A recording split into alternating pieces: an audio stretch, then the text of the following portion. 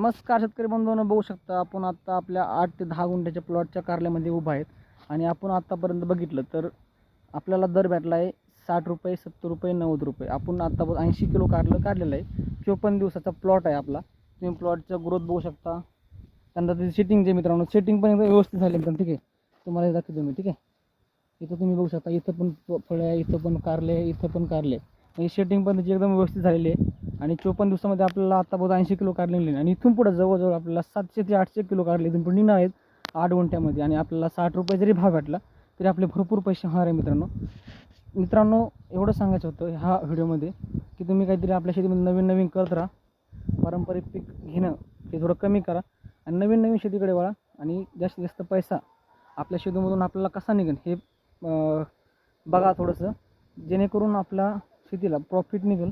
नवीन जी पिढी आहे तिने भाजीपाल्याकडे म्हणा आणि चांगली शेती, एक पारंपरिक जरी पीक घेतलं तर चांगले पीक घेऊन त्याला उत्पन्न काढण्याचा जास्तीत जास्त प्रयत्न करा.